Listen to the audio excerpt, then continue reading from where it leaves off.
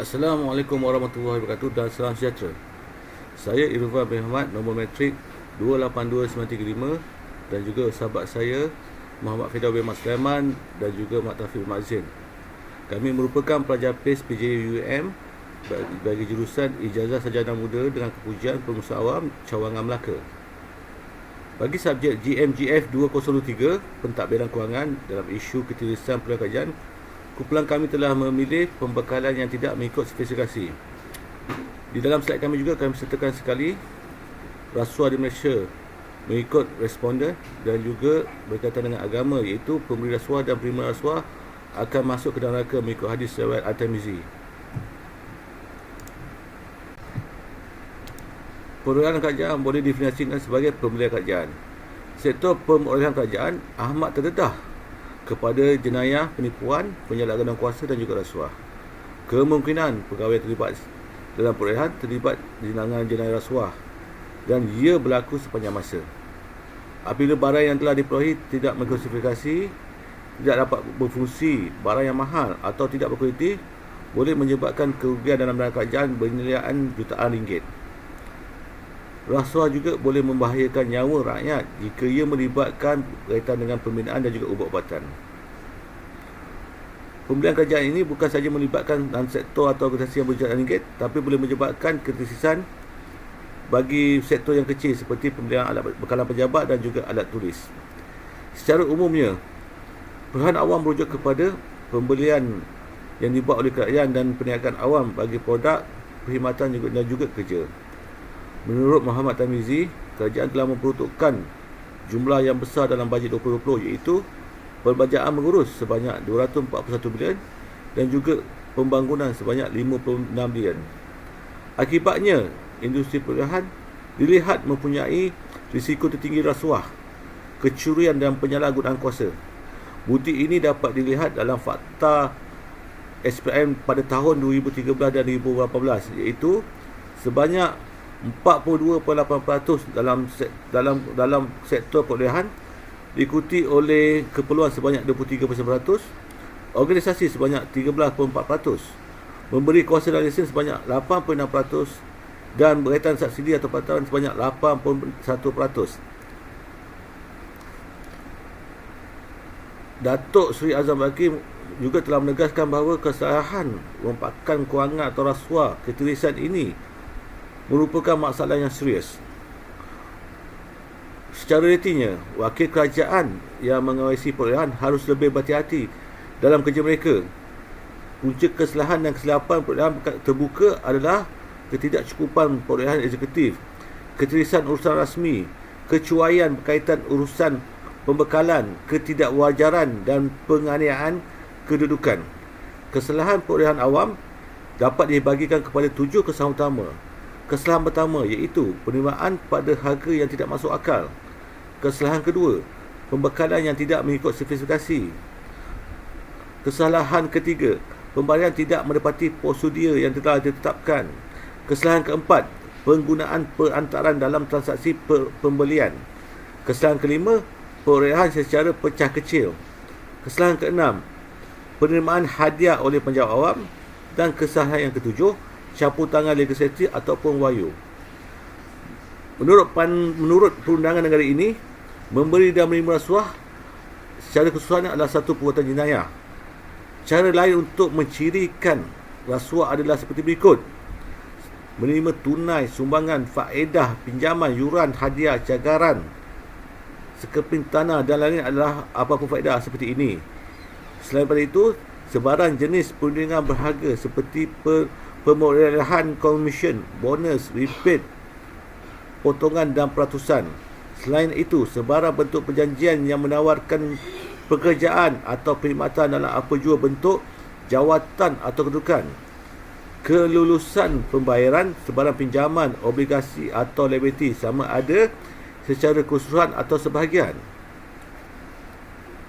Yang terakhir, terlindung daripada penalti atau terkecuali daripada tindakan dan prosiding tata tertib sivil atau jenayah, sama ada ia lebih bermula atau tidak, termasuk melaksanakan atau menahan diri daripada melakukan apa-apa hak sebarang kuasa rasmi atau sebarang tanggungjawab. Tindakan rasuah biasanya dijadikan sebagai jalan singkat bagi seseorang yang ingin memenuhi keperluan pribadi, iaitu ingin mendapatkan kemewahan dan kekayaan dalam kehidupan mereka. Lazimnya, individu yang mengamalkan model ini hanya menganggap kebolehan untuk diri mereka sahaja dan bukannya untuk rakyat. Ia telah menyebabkan ketirisan dan kerugian dana kerajaan yang bernilai jutaan ringgit. Dan mereka juga telah lupa akan hukum dan nilai agama dan nilai moral dalam hidup diri mereka, serta lupa akan ganjaran yang akan mereka dapat jika mereka melakukan tindakan rasuah. Pilih salah satu daripada 7 kesalahan utama dalam perolehan awam dan kemukakan fakta daripada laporan-laporan tahunan oleh Ketua Audit Negara. Kami telah memilih pembekalan yang tidak mengikut spesifikasi. Mengikut syarat kontrak kerajaan, pembekalan mesti menyediakan barangan atau perkhidmatan mengikut spesifikasi yang telah ditetapkan oleh kerajaan. Antara contoh yang tidak mengikuti spesifikasi adalah menghantar barang atau perkhidmatan yang berkualiti rendah dalam mendapatkan margin keuntungan yang tinggi.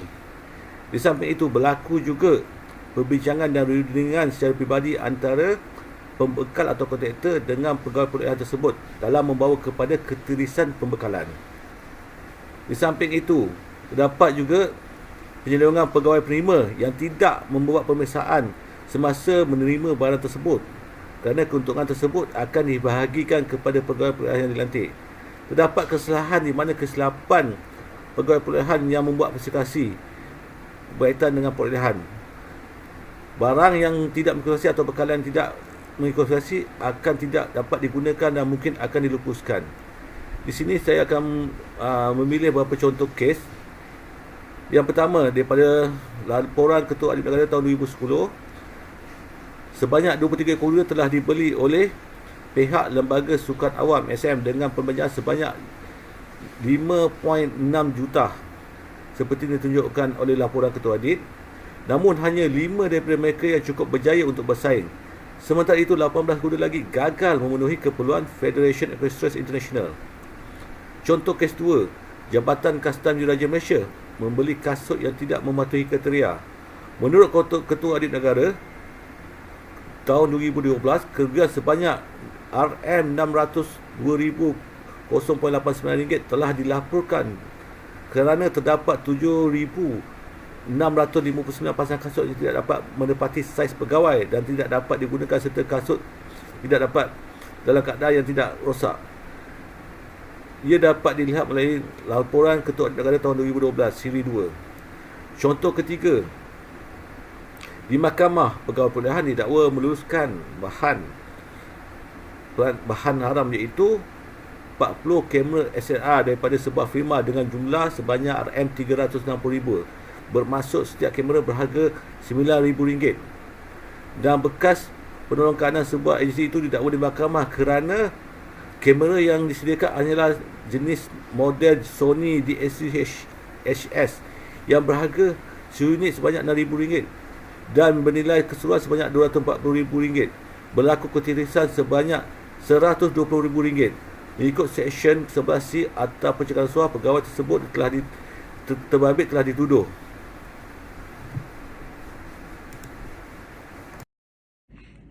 Assalamualaikum warahmatullahi wabarakatuh. Saya Muhammad Firdaus bin Mat Sulaiman. Nama matrik 282967. Isu ketirisan ini berlaku di mana-mana jabatan kerajaan apabila ia melibatkan pihak pegawai penerima yang tidak amanah dalam menjalankan tugas yang diberi. Oleh itu, bagi anggota dan pegawai penerima ini, pihak pencegah rasuah SPRM tidak akan diam akan sikap dan pegawai yang tidak amanah dalam menjalankan tugas ini. Oleh itu, selaku pegawai penerima perlulah bersikap jujur dalam melakukan tugas yang diamanahkan kepada beliau. Beliau perlulah memeriksa segala item yang dibeli oleh pihak kerajaan dan diberikan, dan pihak pembekal yang beri perlulah diperiksa dengan teliti segala resip pembelian mestilah disimpan. Segala borang perlulah direkod supaya tidak berlaku ketirisan yang kita tidak ingini. Kerana ini akan menyebabkan pihak kerajaan akan mengalami kerugian. Oleh itu, selaku pihak berwajib perlulah memilih pegawai penerima yang amanah dalam menjalankan tugas. Kita sedia maklum bahawa kita sekarang di zaman IT. Rakyat akan tahu segala tindak tanduk pihak kerajaan dalam menjalankan tugas yang diberikan. Oleh itu amat buruklah jika rakyat tahu bahawa terdapat lagi isu-isu ketirisan di dalam institusi kerajaan. Hal ini agak membimbangkan kerana ia akan menjejaskan segala aktiviti dan dalam pembangunan ekonomi negara ini. Hal ini perlu dititik beratkan oleh pihak SPA khususnya dalam mengambil pejawatan baru ataupun mengisi pejawatan untuk institusi kerajaan bagi memilih seorang pegawai yang amanah dalam menjalankan tugas yang diberikan. Di sini juga saya akan rungkaikan tentang integriti negara dan rakyat. Kita sedia maklum bahawa sekarang integriti sudah mula dititik beratkan dalam pendidikan negara. Hal ini penting kerana kita tidak memerlukan seorang yang hanya mempunyai kedudukan akademik yang tertinggi. Malahan kita mengutamakan kepribadian dan khasiat yang tinggi juga. Kita sedia maklum bahawa apabila integriti tidak wujud, individu dan pesalah yang tidak jujur dalam menjalankan tugas yang diberikan akan bertindak menjadi lebih kurang ajar, kerana segala aktiviti beliau tidak akan dipantau dan tidak mendapat balasan yang setimpal. Oleh itu, integriti amat penting di dalam peringkat perniagaan sekalipun maupun pentadbiran dalam kerajaan khususnya. Perlu kepada integriti ini untuk seseorang individu tersebut mempunyai rasa takut untuk melakukan sebarang kesalahan penyalahgunaan kuasa. Majoriti penduduk di negara Malaysia ini sudah pandai dan senang untuk mengetahui setiap anggota kerajaan yang menggunakan salah laku dan penyalahgunaan kuasa dapat ditangkap dan mendapat balasan yang setimpal oleh SPRM khususnya maupun pihak PDRM dan sebagainya. Oleh itu, apabila wujudnya sifat integriti ini di kalangan pejabat-pejabat awam, kebajikan sekolah, kebajikan jalan raya, kebajikan pentadbiran dan sebagainya akan menjadi lebih membangun di kalangan kawasan luar bandar maupun di bandar. Hal ini kerana segala ketirisan tidak akan berlaku lagi. Kita sedia maklum bahawa seseorang yang berintegriti tinggi perlu diletakkan di dalam pengurusan sumber kewangan kerana ia melibatkan wang ringgit yang berjumlah besar yang akan dilaburkan untuk pembangunan fizikal dan rohani di negara ini. Hal ini amat penting kerana setiap kali pengurusan kewangan ini ia adalah akan menjaga kebajikan rakyat Malaysia dan sebagainya. Jikalau segala ketirisan ini berlaku di kalangan pusat sumber kewangan ini, maka amat buruklah kerana setiap kali perjuangan dan setiap kali hasrat kerajaan untuk membantu rakyat yang lebih memerlukan tidak akan sampai kepada individu tersebut. Hal ini amat bimbang kerana siapa saja yang akan menjadi satu sifat kepribadian yang buruk di dalam individu diri tersebut, maka perlulah dan amat memerlukan kepada integriti ini mula titik beratkan di zaman persekolahan lagi, kerana ia akan membawa suatu individu yang bersasiah tinggi di dalam institusi pentadbiran kerajaan nanti maupun institusi di swasta dan sebagainya apabila mereka bekerja kelab. Hal ini kerana kita perlu berbangga jika kita salah sebuah negara yang majoritinya kurang dan tidak sama sekali melakukan rasuah dalam pentadbiran kerajaan khususnya. Hal ini kerana setiap kali rasuah ini diamalkan, kita akan mengalami kerugian yang tinggi melibatkan wang ringgit dan sebagainya. Kita dapat lihat bahawa apabila berlaku rasuah, ia akan menyebabkan kesan kepada sesebuah negara, terutamanya negara Malaysia khususnya. Organisasi antarabangsa percaya bahawa setiap tahun akan berlaku rasuah. Rasuah yang melibatkan kerugian sebanyak 2 trilion USD dolar. Pembelanjaan ini adalah daripada perolehan awam negara. Hal ini kerana apabila berlakunya rasuah, ia akan menjadi kesan kepada kenaikan harga barang, pelaburan dan perkhidmatan. Hal ini juga akan menyebabkan kurangan jumlah wang kerajaan melalui konsesi, permit dan pelesenan. Hal ini juga menyebabkan kualiti produk, buruh dan perkhidmatan menjadi buruk dan tak berbaloi dengan harga yang dibayar. Apabila terpaksa menanggung dan berbelanja lebih, tidak perlu kepada ekonomi dan beban kerajaan yang tanggung semakin hari semakin meningkat.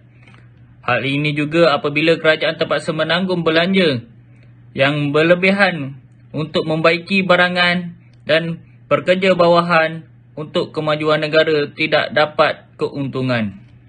Hal ini juga akan menjadi kesan kepada persekitaran projek piawaian yang tidak memenuhi dan tidak mematuhi piawaian alam sekitar yang akan menyebabkan banyak kepincangan yang berlaku di dalam projek tersebut. Apabila projek tersebut dilaksanakan, maka isu-isu pencemaran akan timbul kesan akibatnya. Hal ini juga menjadi tidak wajar dan cuai dalam penggunaan sumber asli negara. Oleh itu, kita dapat lihat bahawa buruknya kesan isu kepincangan yang berlaku dalam perolehan negara ini. Apabila kita lihat suatu bangunan yang dibina tidak berasaskan dengan bahan mengikuti piawaian JKR, ia akan menyebabkan berkemungkinan keruntuhan yang akan menggadai nyawa para pekerja dan sebagainya. Hal ini kita dapat lihat satu bentuk kepincangan yang berlaku di jalan raya kita pada hari ini, apabila jalan raya yang berlubang hanya ditampal dengan menggunakan tar yang berkualiti rendah. Hal ini akan menyebabkan tar tersebut tidak akan tahan lama, yang akan menyebabkan berlakunya jalan yang berlubang yang secara berterusan tidak akan menyelesaikan masalah tersebut. Hal ini adalah berpunca daripada rasuah yang di kalangan para pekerja dan kalangan orang atasan yang menyebabkan kita semua akan mengalami kerugian yang besar dalam kehidupan kita seharian. Hal ini juga menyebabkan kesan inovasi, iaitu kekurangan persaingan yang sihat di dalam perolehan yang mengakibatkan rasuah. Keadaan ini menyukarkan pihak kerajaan untuk mencari pembekal yang berkualiti, pekerja dan perkhidmatan yang terbaik dengan harga yang berpatutan. Hal ini kerana ada isu yang menyebabkan sesuatu pembekal yang tidak layak dipilih, yang hanya menggunakan wang ringgit sebagai imbuhan untuk projek diterima oleh pihak pengurusan dengan sogokan wang ringgit oleh pekerja yang tidak bertanggungjawab dalam menjalankan tugas dan amanah yang diberikan. Hal inilah yang menyebabkan projek-projek yang dijalankan mengalami ketidakpuasan hati dan kepincangan dalam bahan yang disediakan dan hasil projek yang dijalankan. Hal rasuah inilah yang menyebabkan kita semua akan mengalami kerugian yang besar. Tak kira daripada struktur bangunan, struktur jalan raya dan sebagainya. Dengan rasuah juga, perkhidmatan dan kesihatan keselamatan negara akan tersasar daripada jalan yang sebenarnya. Ia adalah kerana telah disalahguna. Hal ini akan menyebabkan kesan ke atas kesihatan dan keselamatan awam apabila sesuatu bangunan yang dibina yang tidak mengikuti piawan yang ditetapkan akan berlakunya keruntuhan dan akan mengakibatkan keselamatan para pekerja orang awam dan pekerja-pekerja kerajaan akan menanggung akibatnya bergadauan nyawa dan sebagainya.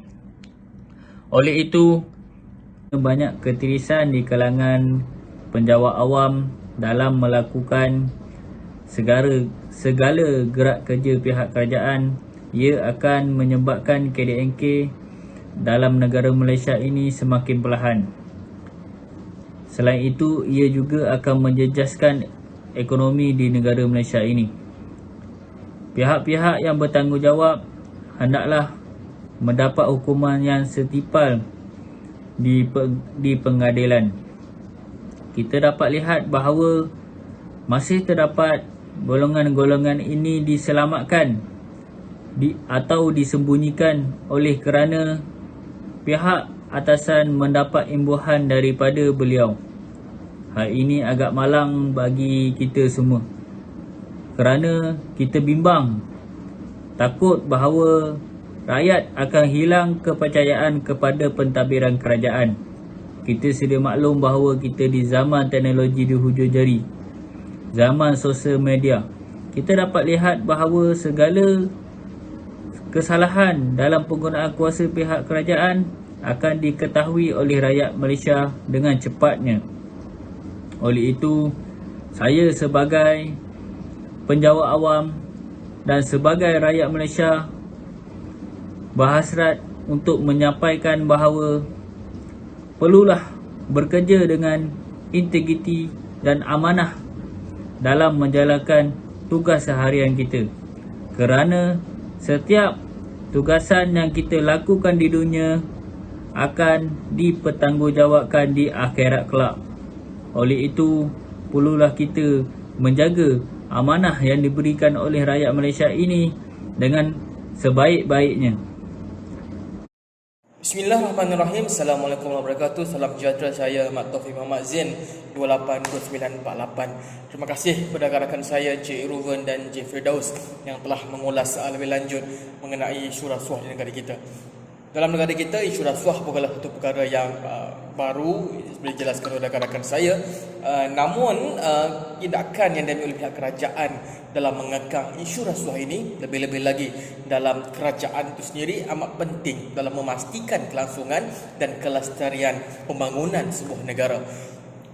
Wujudnya badan ataupun Suruhanjaya Pencegah Rasuah Malaysia yang bertindak sebagai entiti ataupun satu badan berkanun yang menjadikan peranan mereka sebagai salah satu enforcement unit ataupun unit penguasaan untuk mengekang dan untuk mementeras jenayah rasuah ini amatlah baik, dan kita di negara kita amat berterima kasih kepada SPRM sendiri kerana dengan integriti dan juga ketegasan mereka, banyak kes-kes rasuah dapat diselesaikan dan banyak tangkapan-tangkapan dapat dibuat dalam memastikan penegakan undang-undang dan memastikan tiada ketirisan dari segi kewangan negara ataupun berlakunya apa-apa penyalahgunaan kuasa dalam mentadbir negara. Sebagai contoh, kita lihat SPRM telah berjaya menumpaskan banyak kes-kes yang besar seperti kes-kes di Sabah dan sebagainya yang melibatkan puluhan jutaan ringgit, dan ini adalah interpretasi ataupun integriti rakyat dan negara agar kita dapat membendung masalah rasuah ini berleluasa dalam negara kita. Kemudian kalau kita lihat, bila kita nak ulas pula tentang kesan rasuah atas perolehan atau kecekapan dalam pengeluaran ataupun value for money, kita lihat dengan adanya ketirisan ataupun amalan rasuah ini, adakah peruntukan ataupun nilai wang yang diperuntukkan untuk satu projek ataupun satu perkara itu dapat digunakan secara maksimal, ataupun ada sesetengah gelintir pihak yang mengambil keuntungan atau mengambil rasuah atau mengambil kesempatan di atas perkara tersebut. Kalau kita lihatkan daripada kesan keuangan, kita lihat kenaikan harga barang ataupun kenaikan harga pelaburan dan perkhidmatan akan kenaikan yang agak tinggi. Sebagai contoh, kos untuk membina sebuah projek atau membina jambatan dan sebagainya, kos itu akan naik lebih tinggi jika adanya berlaku ketirisan dalam pembelian ataupun dari segi perolehan barangan atau perolehan ataupun penawaran kontrak kepada pembekal. Ini menjadikan kenaikan harga barang dan kos untuk membina sebuah projek itu meningkat.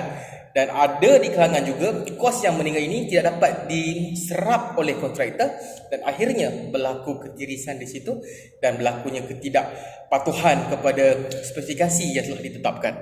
Seterusnya, kualiti produk dan buruh dan sebagainya tak dapat dipertingkatkan seperti saya katakan tadi, dan ada juga yang terpaksa lebih daripada harga kos. Dan ini akan membuatkan ekonomi dan juga kerajaan menanggung banyak kerugian. Sebagai contoh, satu projek yang perlu disiapkan dalam tempoh masa ditetapkan 5 ataupun 3 tahun dengan berlakunya ketirisan, penyelewengan dan penyalahan gunaan dana awam ini, projek itu terpaksa dilanjutkan ataupun kita panggil projek sakit, di mana kerajaan perlu menambah dana dalam projek tersebut bagi membolehkan projek itu siap dan memberi impak kepada orang awam. Seterusnya, projek yang tidak meneliti piawaian atau keperluan sebenar untuk menjaga alam sekitar menyebabkan projek tersebut berlakunya banyak kepincangan. Sebagai contoh, spesifikasi telah ditetapkan untuk menjaga alam sekitar daripada saluran, daripada segi pembendungan dan sebagainya tidak dipenuhi kerana berlakunya kepincangan dalam pengurusan keuangan. Jadinya berlakunya banjir-banjir besar. Kalau kita lihat projek-projek mega yang melibatkan perumahan dan sebagainya tanpa mengikut piawaian alam sekitar, tanpa tadahan air dan sebagainya, berlakunya kawasan yang banjir. Dan kita lihat sekarang ni banyak banjir kilat, banjir besar yang berlaku kadang-kadang kala kawasan sebelum ni tak pernah banjir, tapi dengan pembangunan yang dibuat dan adanya berlaku sedikit kepincangan ataupun masalah pengurusan keuangan, maka piawaian kesihatan, piawaian alam sekitar tak dapat dibuat dan mengakibatkan kesan kepada alam sekitar dan akhirnya beri kesan kepada kita sebagai orang awam.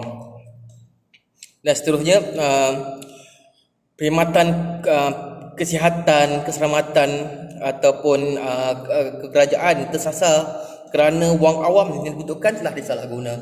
Baiklah, hanya kita dari segi kesihatan, keselamatan dan sebagainya, jika berlakunya ketirisan yang memberi impak kepada perolehan, akan menjadikan penawaran perkhidmatan keselamatan ataupun kesihatan tidak dapat diberikan sebaik mungkin kepada rakyat Malaysia.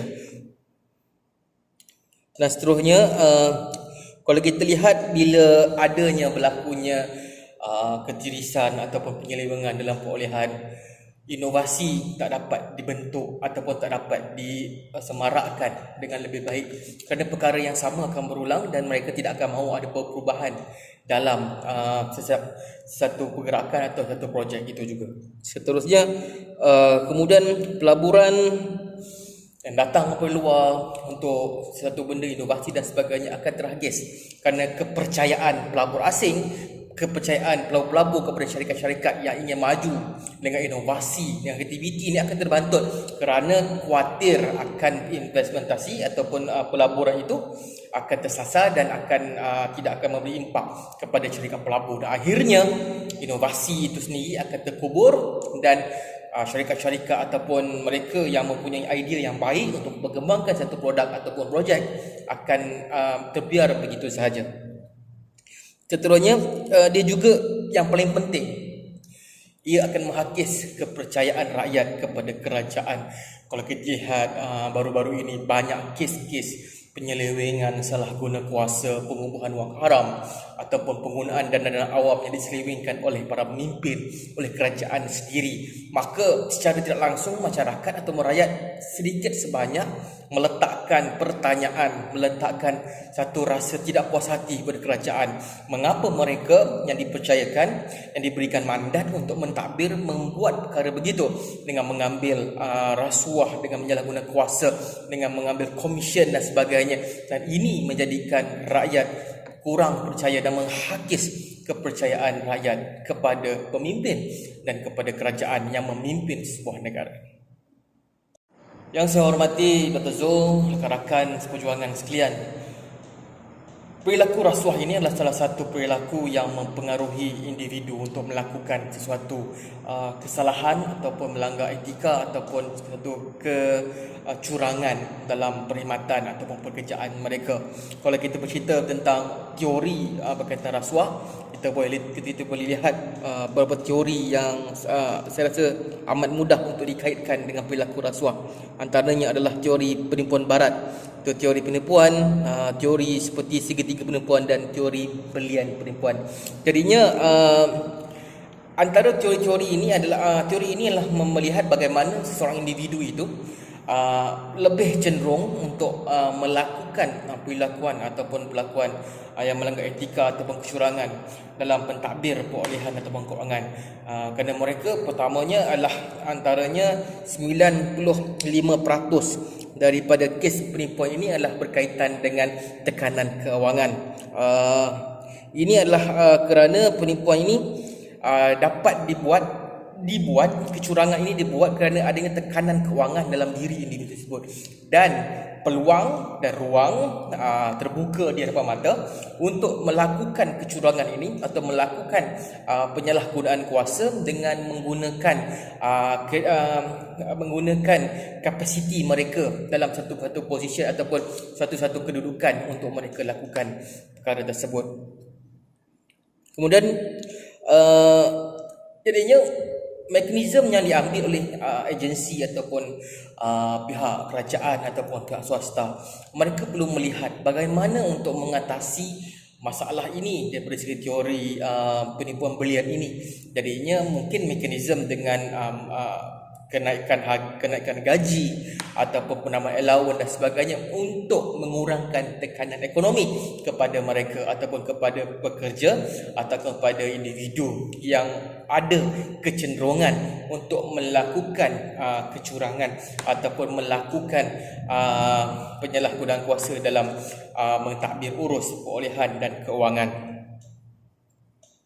Selain itu, perlu ada mekanisme ataupun tata cara untuk mereka melaporkan laporan keuangan dengan lebih tepat dan teliti. Oleh demikian, kalau kita lihat di negara kita, kita ada ketua audit negara, di mana jabatan ketua audit negara dipertanggungjawabkan untuk memantau perolehan, memantau penggunaan wang awam sebagai peranan mereka sebagai observer ataupun pemantau, di mana laporan dan juga auditan dibuat kepada syarikat-syarikat milik kerajaan maupun jabatan-jabatan kerajaan untuk kita melihat di mana situasi kedudukan keuangan yang telah dikeluarkan untuk perkhidmatan ataupun untuk kemudahan rakyat. Jadinya mekanisme ini telah dilakukan oleh negara kita, dan alhamdulillah kita lihat laporan audit negara dapat mengenal pasti berlakunya penyalahgunaan kuasa ataupun lebihan perbelanjaan dan sebagainya. Ini mekanisme yang baik untuk memastikan tiada ketirisan ataupun tiada kecurangan keuangan dapat dilakukan oleh individu-individu yang merasakan mereka ingin melakukan perkara-perkara begitu. Kemudian seperti yang saya katakan tadi, ruang dan peluang berada di depan mata, dan tanpa iman yang kuat, tanpa adanya pegangan agama yang baik, tak kiralah agama apapun kita tidak lari daripada pegangan iman kita supaya tidak melakukan kesalahan untuk melakukan satu kecurangan atau melakukan penindasan kepada orang lain. Kerana rasuah ini adalah menidakkan hak orang lain. Jika kita melakukan rasuah ini, maka kita mengambil hak orang lain, kita menidakkan sesuatu projek itu dengan harga yang sekian-sekian, dan akhirnya kita gunakan duit itu untuk kesenangan diri kita dan ia memberikan kesan kepada orang lain. Dan ini adalah salah satu perkara yang harus setiap manusia hindari, kerana kita tidak boleh lari daripada perasaan ingin, kehendak dan sebagainya. Tapi dengan iman, tidak ada, dengan pegangan agama yang kuat, kita dapat menghindari perasaan dan rasa untuk melakukan kecurangan ataupun melakukan penyelewengan dalam usaha, dalam kerja kita atau dalam kapasiti kita sebagai penjawat awam dan sebagainya. Kemudian kalau ikut teori penipuan belian juga, teori belian penipuan ini juga, walaupun peluang mewujudkan keadaan untuk menipu, unsur insentif dan rasionalisasi menguatkan keinginan terlibat dengan tingkah salah laku yang tidak beretika. Jadinya kalau kita lihat mereka yang mempunyai kapasiti yang lebih besar, maksudnya mereka yang berjawatan yang lebih besar, mereka yang mempunyai akses dan peluang yang lebih besar, lebih cenderung untuk melakukan kesalahan-kesalahan jenayah rasuah ini berbanding daripada mereka-mereka yang tidak mempunyai kapasiti, peluang dan ruang yang terbuka lebih luas. Jadinya kita harus berhati-hati dalam melakukan tanggungjawab kita, kerana kita sentiasa akan diuji oleh Allah SWT. Kita juga akan terus diuji daripada macam-macam anasir-anasir luar. Jadinya bila kita memegang jawatan atau kapasiti dengan lebih besar, kita haruslah lebih fokus dan berpegang teguh kepada prinsip kita. Ketika kita mula bekerja dulu, kita telah buat akui janji, kita telah bersumpah untuk taat setia kepada kerajaan, raja dan negara, dan kita kena lihat kapasiti itu. Bila kita memegang jawatan, kita perlu lihat bahawa teori belian penipuan ini amat cenderung kepada mereka-mereka yang berkapasiti ataupun berjawatan besar. Jadinya cerminan agama dalam diri kita sebagai lebih-lebih lagi sebagai orang Islam yang meletakkan hukum, hakam, haram dan halal dalam perbuatan kita. Dan sesungguhnya jika kita mengambil barang-barang ataupun daripada sumber yang haram, ia akan menjadi darah daging kita dan ia akan memberi kesan kepada hati kita dan seterusnya kepada anak-anak kita, kepada isteri-isteri kita dan sebagainya.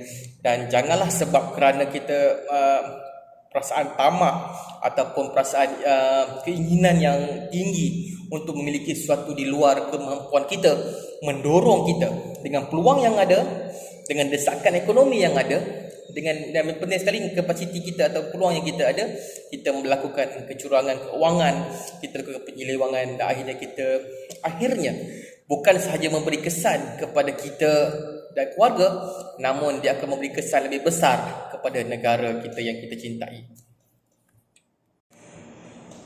Yang saya hormati Dr. Zul, tuan-tuan, perempuan, rakan-rakan sejorangan yang saya kasihi sekalian.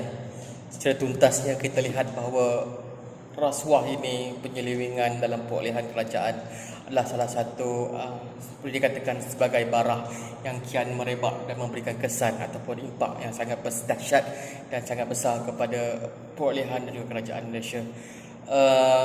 Kita lihat banyak individu atau pihak-pihak yang terlibat dalam berlakunya penyelewengan ataupun kecurangan ataupun berlakunya penyalahgunaan kuasa dan melibatkan rasuah dan sebagainya.